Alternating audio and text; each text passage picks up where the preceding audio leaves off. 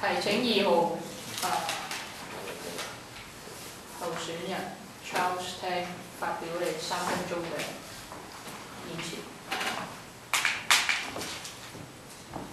Charles。主席，在座各位，蘇同學你哋好啊！咁首先咧，我想介紹下我自己先啦。咁我自從上年開始就已經係足職嘅會員啦。我依家開始已經係 Fullpin 嘅 member。咁其實上年咧我就去咗財政部嗰度嘅。咁點解今年先至真正入咗去個編輯部入邊做幫手啦？咁今年又做過啲咩咧？咁編輯部嚟講咧，我就幫 Fullpin 寫咗幾篇文章啦。同埋與此同時咧，我都係喺 Fullpin 春之出版之前，我哋出現咗叫人手不足嘅時間嘅。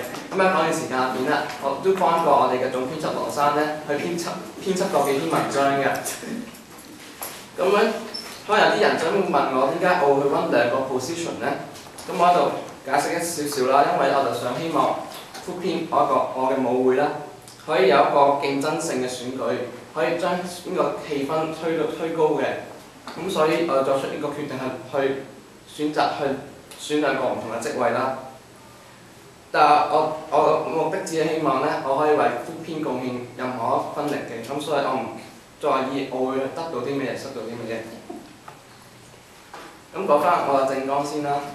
喺 EIC 方面咧，我希望為 Fullpin 帶入一啲團隊精神嘅。咁所以咧，我就認為我哋下年咧，我會招收一班新嘅會員啦。咁我哋會成立一隊報紙分發隊嘅。咁 Kevin 喺網上邊 Facebook 講過一個點解報紙嘅 distribution 會由我哋去做咧？咁我覺得，因為呢幾年咧 PR 可能人手不足啦，咁所以咧變咗，好似蘇同學都講過咧，佢認同咗報紙分發係去咗編輯部度做，我覺得冇問題嘅。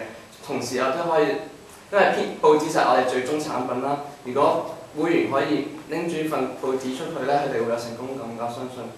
咁所以我就想將最好玩嘅 Fullpin 最好玩嘅嘢派報紙咧，俾一啲新嘅人去做，咁俾你培育佢哋對 Fullpin 嘅歸屬感啦。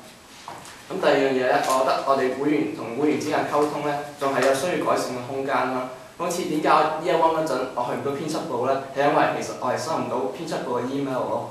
咁變咗我係完全唔知編輯做有啲咩去做。咁我覺得我自己個人感受就係覺得我哋需要係加強溝通上邊嘅方法啦。咁譬如點樣咧？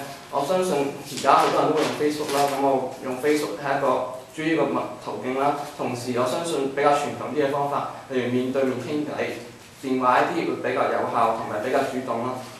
咁第三樣嘢咧，我哋個 production 今年冇人揾我。咁我覺得其中原因就係 editorial 同佢嘅合作有啲出現咗一啲問題啦。咁所以我希望咧喺下年我可以同 production 嗰邊可以溝通多啲，我哋可以有更加好嘅合作關係咯。咁就可以希望咁樣可以解決到我哋嘅 production 唔夠人手做嘢嘅問題。